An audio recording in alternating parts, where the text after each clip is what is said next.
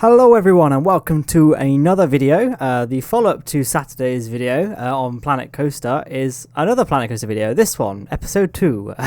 In this video we're going to be basically just building the first main roller coaster, although we built one in the previous episode. This is like the first, adult one. And it's quite a cool one, I think. It's more modest in terms of size and scope than some of the other rides we'll be building in this series, but I think it's quite a nice one overall. It's fairly smooth, and I like to think it's somewhat realistic. It's a launched one. Primary muse for it was Rita, Queen of Speed at Alton Towers, if anyone's familiar with that, or its sister roller coaster. I think it's Desert Chase or Desert Race in a German theme park, where it's really weird. It's an identical roller coaster pretty much, apart from like a couple of meters of brakes at the end. So I don't know why that's really that relevant, but that was the muse for this ride here. So we're keeping it nice and low. The gimmick, in air quotes there for want of a better word, is the fact that it shoots through the Emporium that we built in the previous episode. Links to which is in the description, by the way, if you've not seen that. And well, that's pretty much the intro summary to this video, really. I've never really been a big fan of launched rides personally. I don't know why. I don't really like the sensation of just being launched. It's just something, because it's what's quite paradoxical of that. Is that the right word? Paradoxical, is that a word? I'm pretty sure that's the right correct grammar, isn't it? Anyway, besides the point, things like Oblivion at Alton Towers, which accelerates at a much faster rate than Rita Queen of Speed, and it is a faster ride. I know they did change Rita Queen of Speed's speed a while ago, and it might now be faster, I don't know, but last time I checked, and I don't check these things very frequently, I will be the first to admit, Oblivion was the faster of the two, and it had the fastest acceleration, and that ride I really, really like. I don't know, I love that ride so much. It's very short and sweet, and I wish it was a little bit longer, but for what it is, it does what it says on the tin. It's just a giant vertical drop with a massive sort of dip at the bottom where you get some really nice G's, and it's a good ride. Anyway, that ride I have no problems with. I love the acceleration feeling in that and the drop on it. But Rita, I just can't stand the actual launch. It's just something about it. I don't know if it's just the sudden unexpectedness of it, or the fact that in my head it just doesn't make sense. Like on Oblivion, your brain knows that you're hanging over the edge of a vertical cliff, and when you fall, it registers that you're falling. That's something that we are used to as animals. We know that if we jump off a high thing, we fall. With Rita, though, you're just sort of sitting in a chair, and then you're just suddenly thrown forward. I don't know. That's just my theory of it. I will be showing a full real-time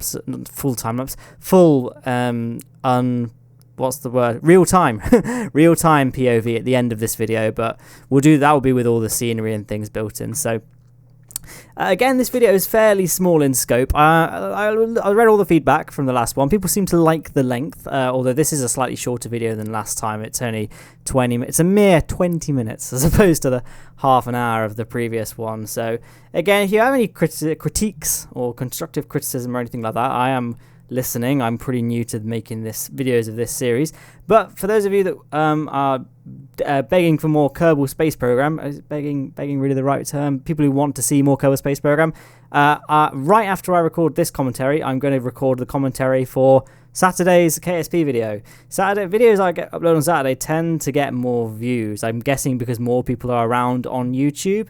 So I thought people subscribe to me for Kerbal Space Program pretty much. So I may as well upload that on a day when I know more people are going to see it in their sub boxes. That's kind of the logic there. So that will be up on Saturday. Usually I aim to get it uploaded for what time do I normally upload? 2 p.m. British Standard Time. So it's like an hour behind GMT or ahead of GMT. I don't know. It's an hour either side. I can't remember now. You're asking me the questions I don't know the answer to. So you can see when I was doing the POV, riding the ride, I saw that the actual inside of this building was lacking in some internal structure. It just looked a bit weird. It just looked very sort of artificial, is that the word? Or fake. Like it was all just a big hollow shell. So I thought I'd just add these sort of big beams at the top to give the illusion that it's a lot more substantially built than it really is. I mean, it's still not that realistic because there's no big central pillars that would normally be there to hold up the rest of the roof, but I think this is a step in the right direction, I think. And when you're actually in this game, you're not really going to look at anything other than the outside of the building anyway, so you can just use your imagination when it comes to imagining how the whole thing is held up. So there's that. But yeah, going back to the, I had a bit of a mind blank now. What I was doing. What do you got? Do you guys like launched roller coasters? Because I personally don't like them, but I feel like I'm in a vast minority of like weird people. I think most people really like them, and they actually love the sensation of the launching. So maybe I'm just abnormal. I don't know. Well, I mean that was a given anyway, but maybe I'm just abnormal in that specific capacity. Either way, I will just skip ahead through some of this building process now because it was a lot of me just duplicating the beams over and over. But that's that there. We've pretty much finished this this building now. And obviously, because this thing went over some paths and scenery, it doesn't have any supports holding the track up, which again doesn't matter from a gameplay perspective, but just for the sake of making this thing look a little bit more realistic and a bit more, believable, I suppose, we can just build in some of our own supports. Didn't look that great, I will admit, but I mean, it's functional, and you're not going to be looking at the supports themselves longer than a couple of seconds, or at least not the supports inside the building, I would have thought. But yeah, what's the best way of building custom roller coaster supports, do you think? Because in Roller Coaster Tycoon 3, I mean, you'd use a mod, wouldn't you? But Roller Coaster Tycoon 3, though, there's big girder pieces that you could use, whereas I suppose these are the equivalent here, but it's much harder to get it looking good. I don't know what I'm talking about. Ignore me rambling. But yes, this is the archway that kind of goes at the big sort of humpback piece. There's probably a term for this particular kind of ramp hill. But I don't research these videos. These videos have virtually no production value whatsoever. So I just like to just sort of bash through in one go and then be done with it. I'm literally only doing this for the money. I just want to make that very clear. I don't care about any of this. And I also want you to make aware that I'm being sarcastic right now. I sometimes make sarcastic jokes, and then people take them really seriously, and they think, "Oh, you actually think that?" And I'm like, "No. I think you're misinterpreting what I'm saying." So this is sarcasm. So yeah. Anyway, that's the roller coaster there finished. I kind of went with I wanted a red color, but I didn't want it too sort of in your face. I kind of wanted it to still sort of blend in with the actual color of the Emporium brickwork as well, just so it looked almost like it was part of the building. I tried sort of Formula Red, like the Ferrari red, like the color of the actual car itself, and that's, I don't know, it looked a bit ostentatious, the word? I don't know, a bit tacky, I thought. So I went for this slightly more sophisticated burgundy color. We will be doing a red ride later, and this was something I did in Roller Coaster Tycoon 3 and 2 as well. I never liked having more than one roller coaster of the same color. So like all my parks would have a blue roller coaster, a yellow roller coaster, a red roller coaster, a black roller coaster. So the red ones and the black ones always were the best too. I don't know why. Although I made a lot of brownish ones for a while. That was like, I used to make sort of dystopian steampunky ones, steampunky parks using the industrial scenery, and Roller Coaster Tycoon 3, the sci-fi metal walls, and they would always have like a big copper roller coaster. I'm getting a bit sidetracked here on weird things. Here we are building the station for this roller coaster. I wanted the actual architectural style to be in keeping with that of the Emporium itself, but I also wanted it to look sort of, distinct, like you could tell it was a different building, if that makes sense. Probably doesn't, but yeah, I wanted it to look kind of the same sort of time period style of building where it looks like a sort of classic high street shop almost, like the big department stores. But because in my head, this whole theme park is built around an old Victorian seafront, I suppose, obviously, or a lakefront maybe. I don't know. I just kind of imagine that sort of thing being translated into a theme park setting. So I don't know. I have this sort of imaginary backstory that the owners just purchased the lot with the buildings already there, and they just constructed all the rides around them. Much like a lot of theme parks, especially in the UK, like Alton Towers is the obvious example, isn't it? That was a big sort of big manor house estate that was then purchased, and they built a theme park on it. But there are others as well. Like Blackpool Pleasure Beach would be another one that would be a similar vein to this. I mean, that's an odd example because the theme park is very much a separate entity to the actual Pleasure Beach, but the whole general setting is kind of Victorian seafronty sort of thing. In fact, the Emporium building in this was actually sort of, I took a bit of inspiration from the Blackpool Tower. Obviously, the Blackpool Tower itself is missing, obviously, in this video. But if you look at the base of the tower, it's a very sort of Art Deco-y, Victorian, grand building. And that building, the thing that holds the tower up, is kind of what I looked at pictures of it when I was trying to come up with an idea of what I wanted my building to look like. So if you Googled that, then You may see some glaring anatomies, or you may not. Maybe I made it distinct enough. So yeah. So, what have you guys been up to? It's really awkward now because this is a one-sided conversation. So I'll just be rambling, and then normally in a normal conversation, be like, "But what do you think about that?" But here I say, "What do you think about that?" And I'm just staring at a reflection of myself in my screen, and I just get very sad and have a little cry. And anyway, I don't, by the way. That was sarcasm. I don't want people to start worrying that I'm suffering from depression or anything. But yeah, let's talk about the building and stop digging myself a hole again. So yeah, you can see I started out building the whole thing as like a sort of big skeleton, and then gradually started adding the pieces. But because this is quite, I don't want to say overbuilt, but it's quite complex in terms of the number of pieces in each component. What I did, I built one, then copied it across a few times, just to speed up the process. As I'm sure most of you would know to do, but that's what I'm just illustrating here. That's why I keep cutting these things out. I just copy it away, then move it somewhere where I'm not going to accidentally select other parts, and then trim it down, trim off all the fat that I want to get trimmed off, and then, just copy it back, duplicate it back over, and re-add it to the building. So I was quite happy with the way this one turned out, actually. I think I managed to get that kind of nice period accurate. I don't know what I was going for really, but this kind of style, when I had pictured in my head what I wanted the buildings to look like, and when it was finished, it was pretty much, yeah, that's what I wanted to build. That's why I kind of stopped playing games like Space Engineers and Minecraft, because especially Space Engineers, I would just be sitting at work, just, sitting on my hands doing nothing, because I work for the NHS and that's all we do. I was thinking, I've got a great idea for a spaceship, so I'll just like doodle something in my book and be like, this is really good. I'm going to go home and make this, and all day I'm thinking about it. It's going to be great. And then I build it, and it just ends up looking like a really crappy, blocky representation of something that looked kind of similar to what I had in mind. And then I would just start weeping uncontrollably. But the same thing with Minecraft, really. Like, you see all these amazing, even like the most incredible builds ever. From one angle they look amazing. When you start actually looking at them in the real world, in an actual game, panning the camera around, and you get quite close to them, they're just very blocky, and it's just kind of like, it's like as if they worked against the game's limitations rather than working with them, if that makes sense. And I know that's the same really for a lot of my Planet Coaster structures. A lot of it was built. I had to face a lot of compromises to what I wanted to build based purely on the actual building tools. But I think certain games, especially Space Engineers, I found it so restrictive when it came to building, because you can only really build like, you can build curves if you use the rotor pieces and things. It's very complicated, and it's not it's not very accessible. Like, I think just inherently, it's just, I don't know, most ships just lend themselves more to just being blocky in shape, like rectangular ships, and not cuboid ships, but just very blocky in terms of the chassis and fuselage and everything.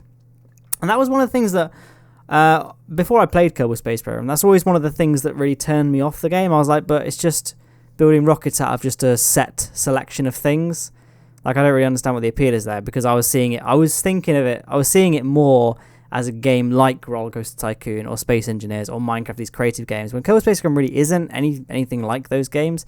I mean, it is in a very loose sense that you are creating something that does a thing, but I think it's more about the journey. And I don't know, I don't really know where I'm going with this, because things like, when I design an SSTO, I'm not designing it for the way it looks. I mean, I do put thought into the way it looks. That's why I don't tend to build very big SSTOs. Like the Artemis class was very big. That was the one, the 124 seat to Lathe was the biggest one I've made on a video. If anyone follows me on Twitter or on the subreddit, because someone put the tweet on the subreddit, I am working on the Behemoth class SSTO, which is just a stupidly enormous thing, and I hate flying it. It's awful. I'm never building one as big as again. Literally, it turns about as fast as a merry-go-round. It's awful. But, I was thinking, if I just build this, people shut up. And, Brad Wiston's, you can have the monopoly of big SSTOs. Have it. I don't like it. It's not fun. You must have the patience of a saint. Much like Silver Rat does, actually. I watched it in preparation. Like, I do any preparation for these videos. No, like, when I was trying to learn the basics of this game, I would watch some Silver Rat videos, or when I'm playing Kerbal Space Program, I tend to have something else open on the other monitor. I used to watch things like Netflix, but I ended up finding it hard to concentrate on the show because I'm having to fly things at the same time. So I like watching sort of laid back things on YouTube that I doesn't need my full attention, but I can listen to it and occasionally glance over and see what's happening. So that's why I've been watching a lot of Rags, if you guys have heard of Rags on YouTube, and also this channel called Fratanga Plays, who's now he's my best friend on Discord now. So yeah, those are two good channels. I guess they're probably not for everyone, but I quite like them as sort of an audio thing. And here we are, looking back at the screen quickly. We're riding the ride, so I'll just shut up for this bit. Anyway, all that aside, what was I talking about? Yeah, so Rags and Silver Rat. I would watch Silver Rat on my other monitor, and he would talk about games. I was like, oh, that's a clever idea. I would never have thought to do that. So I kind of like picked up a few tips and tricks from him, but most of it, I get a lot of messages, especially on Discord and things, saying, what are your tips? And my tip is the old Dark Souls quote of just get good. It seems condescending and silly, and it must annoy me, but it is genuinely the best advice for pretty much any game, actually. It's just, if you just keep playing the game, you will get better at it. You know, I was awful at Kerbal Space Program. I must be in the bottom 1% when it comes to first starting out in Kerbal Space Program. It did not come naturally to me at all. But, you know, I have 880 hours in that game, and if you sink 880 hours into anything, you will be good at that thing. It's just, you just sink time into it, don't you? That's all it is. Anyway, just thought it'd be nice to place a flat ride in between the two buildings just to add a bit of variety. I'm sorry that this wasn't a particularly big scoped video. I didn't want to skip too much because I kind of liked showing. I like to think about the kind of videos I like watching, and I quite like watching sort of drawn out time lapses where it kind of shows the whole building process in kind of a fast manner. I don't know if you guys would agree with me, but that's the sort of videos I like watching. So I only know what I would like, and I think this is the kind of style that I like watching. So I just imitated that. But I am an open book when it comes to critiques, and like I say, these two buildings, actually there's a couple more buildings that are also quite intricate, but these buildings along the waterfront are the most intricately designed. The ones behind them and further back are a lot more sort of simple and sort of minimalist in the design. Like, I still feel that they're nice looking, but because I kind of wanted to give off the illusion that this was a big lot that was bought by the park owners. There were these all traditional buildings, and then they kind of built the modern prefab stuff as well, so you can kind of see the blend there. Anyway, we're just building a path to the back lot, so it's going to be kind of a loop layout, so all the path will go to the back, and that's where all the big rides are going to be. So it's got some exciting times ahead of us. We can just do a few path features that I guess you don't really need to watch in their entirety because it's not the most enthralling thing to watch, so we can probably just skip ahead through some of this. There we go. Just placing some street lamps. I think pretty soon we can think about opening this park, but for now, there's the little Steam screenshot captured. Some of you may recognize that scene from my Twitter. I don't know how many of you will actually follow my Twitter that closely to remember such a weirdly specific thing. Oh, here we are on the ride in real time this time, so I better shut up for this bit and let you sit back and enjoy.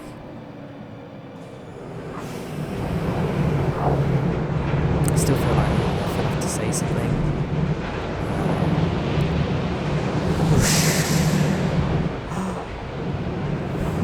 I don't feel like I don't really see how this is any less awkward actually than me making the sounds that you can hear. But yeah, look at that. I quite like the way this turned out because it's fast, but it's not stupidly fast. I feel like it's at a realistic speed. Not like when you're like 12 when you first get Roller Coaster Tycoon. Was it 2? What was that when I was 12? I think it was just Roller Coaster Tycoon 2 at the time. And I would just make these stupidly fast rides that were just ridiculous in terms of the speed, and I feel like I've matured and grown since then. Anyway, I hope you enjoyed this episode, and next episode we're going to be doing, well, that would be telling, wouldn't it? So if it's not out yet, the video on the right is just going to be a random one. Other than that, Twitter, Patreon, Discord are all in the description, and I will see you again on Saturday, where we're going to be going to Lathe. That tease though.